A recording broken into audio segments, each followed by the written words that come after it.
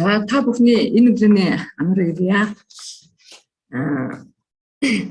Өнөөдрийн сургалт маань хоёр хэсэгтэй байж байгаа. За ингээд халдвар тус өвчтний эрсдэл илрүүлэг энэ сургалтын эхний хэсгийн лекцийг уншихтаа. За ерөнхийдөө дотрын энэ өвчин маань ерөнхийдөө Монгол хүн амын өвчлөл нас баралтанд хэр зэрэг нөлөөлөд байгаа юм бэ? Ямар шохон дарамт үзүүлээд байгаа юм бэ? Бид нар үүнээс хэрхэн өвчин сэргийлэх боломжтой бэ гэсэн нөхцөл байдлын талаар маш товчхон мэдээллийг танилцуулъя.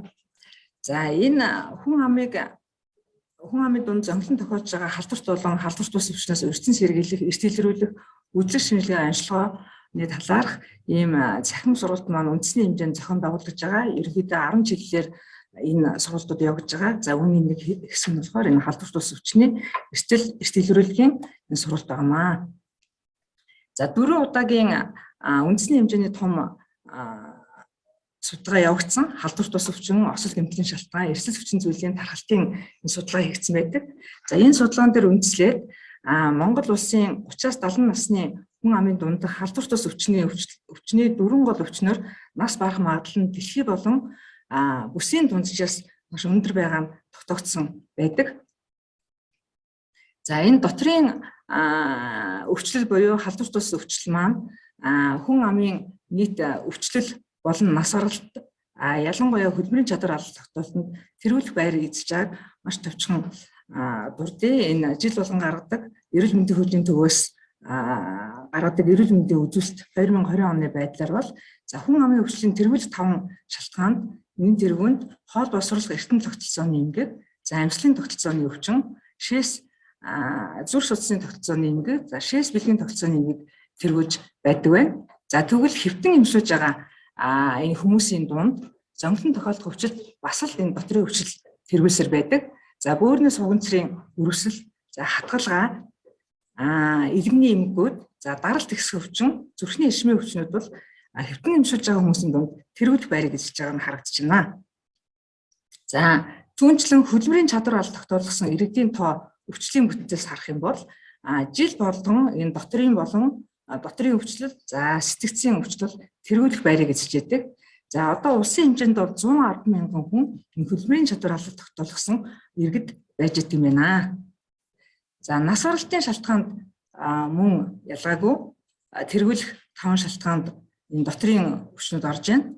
За хамгийн түрүүнд тэргүүлэх байранд бол зүрх судасны тогтолцооны эмгэг, за хавдар, за дараа нь гэмтэл хордлого, гадны шалтгаанд бусад эмгэгийн улмаас нас барах байдал их тэргүүлэх байрыг эзэж байна. За ингээд дараа нь хоол боловсруулалт эртэн тогтолцооны өвчл, амьсгалын тогтолцооны өвчлөл тэргүүлэх байр эзэлж байгаад энэ манай Монгол улсаас гаргадаг статистикийн эрүүл мэндийн үзүүлэлтээр гаргахын зэрэгцээгээр энэ олон улсад гаргадаг эрүүл мэндийн үнэлгээний энэ дүгнэлтэнд их тодорхой харагдаж байна. За Монгол улсад бас зөнхлөн тохиолж байгаа энэ дотрийн өвчин маань бас юугаар их аюултай вэ гэхээр хөдөлмөрийн чадвар алдагдлыг үүсгэж байна. За хөдөлмөрийн чадвар алдагдлаар тогтоосон амьдралын жилүүд гэдэг ойлголтоор олон улсад энэ хөдөлмөрийн насны хүмүүсийн өвчлөл болон нас баралтыг үнэлж үзсэн байт юм байна. За энэ үзүүлэлтээр 2019 оны байдлаар бас тэргүүлэх байранд нөгөө зүрх судасны эмгэг, харуулт, за хавдрууд явж байна. За мөн илгэний эмгэг, за сэтгцийн эмгэг, за дараагийн байранд нь энэ гэмтэл ослолтой холбоотой өвчлүүд явж байгаа нь харагдаж байна. За дээрх ингээд хөдөлмөрийн чадвар алдалтанд хүргэж байгаа энэ өвчлийн байдлыг нөгөө дотрийн өвчний хувьд бол аваад үзэх юм бол ерөнхийдөө ойролцоогоор жилдээ 18 мянган хүн энэ хөдөлмөрийн чадвар алдалт тогтсон байт юм байна. Тэгээд жил болгон ойролцоогоор 2000 орчим хүн хөдөлмөрийн чадвар алдалт шинээр тогтоолгож байдаг. За эдгээр хүмүүсээс нэг ойролцоогоор 2000 хүмүүс нь цуслагдж байдаг. За цуслагдж байгаа хүмүүсийн ихэнх нь бол нас баралттай холбоотой тухайн өвчнийхээ амьдралын төслийн шаттай холбоотойгоор ингэж цуцлагдсан байдаг. Ийм байдал харагдаад байна. За бүр одоо энэ дотор нь яг өвчнийх нь нэр төлөөр аваад үзэх юм бол энэ шинээр жил болгон тогтоолгож байгаа энэ өвчний бүс дотор чихрийн шижин өвчний жижиг судасны хүндрэл, за зүрхний ахаг дутагдал, илгэний цирроз, зүрхний шигдээс өвчний улмаас жилд шинээр хөдөлмөрийн чадвар алдалт тогтоолгодог байдал харагдаад байна. За ихэнх ингээд хөдөлмөрийн чадвар ололт тогтоолгоод нэгэн тогтоолгосон хүмүүс маань сунгагдаад яваад байдаг.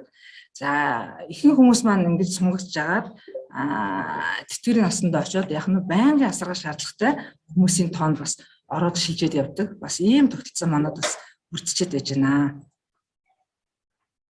За энэ хөдөлмөрийн чадвар алдалтанд хүргэсэн шалтгаанууд за ерөнхийдөө хүн амын дундх энэ өвчлөлийн байдалд нас баралтанд хүргэдэг хамгийн гол шалтгааныг бол энэ 4 удаагийн үндэсний судалгаар тогтоосон байдаг. За энэ дотор бол тэр 15 оны судалгаар яг хөдөлмөрийн чадвар алдалтанд нөлөөлсөн эрсдэл хүчин зүйл юу вэ гэдэг хамгийн түрүүнд бол хоолны дэглэмтэй холбоотой эрсдэл хүчин зүйл тэргүүн байрыг эзэлж байсан байна. За тэгвэл энэ 19 оны үндэсний 4 дахь судалгаараа ерөнхийдөө хүн амын дунд тохиолж байгаа халдварт болон халдварт тус өвчний эрсдэл хүчин зүйлдер нэн тэргүүнд бол энэ төвийн гаргалт.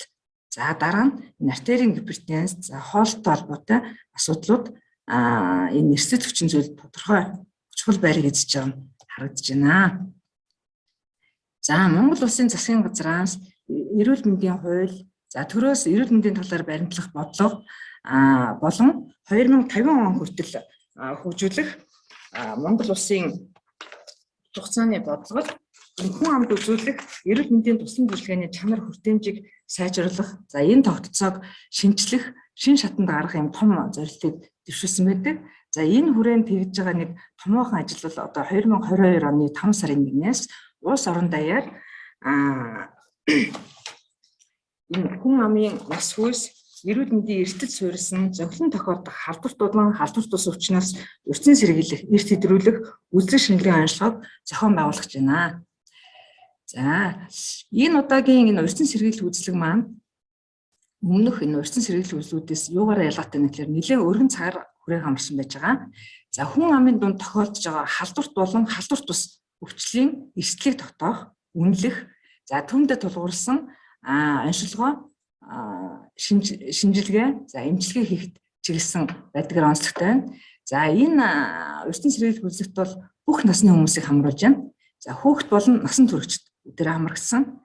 За энэ дээр бас нэг онцлогтой юм бол Монгол хүн амын дунд хавдрын өвчлөл, нас баралт их тодорхой том байр суурийг эзлээд байж байгаа. За энэтэй холбоотойгоор нэлээд өндөр өртөгтэй энэ шинжилгээг өртсөн сэргийлэх үзлэгт багтаачснараа бас их онцлог болсон. Улаан хоолой хотоодны дурангийн эрт илрүүлгийн шинжилгээ маань энэ өртсөн сэргийлэх үзлэгийн багцанд орсон нь бас их онцлог болж байгаамаа.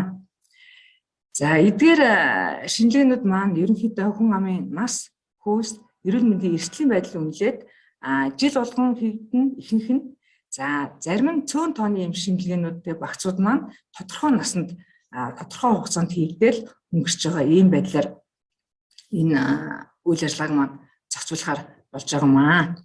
За ингээд дараагийн лекцүүдээр эдгээр өртсөн сэргийлэх үзлэг онцлогыг хэрхэн зохион байгуулах, ялангуяа халдварт бус өвчний эрт илрүүлгийн шинжилгээтэй холбоотой, эрт илрүүлгийн өвчтөй холбоотой асуудлуудыг тодорхой манай мэрэлтэнгүүд маань ярилцах болно. Анхаарал тавьсанд баярлалаа.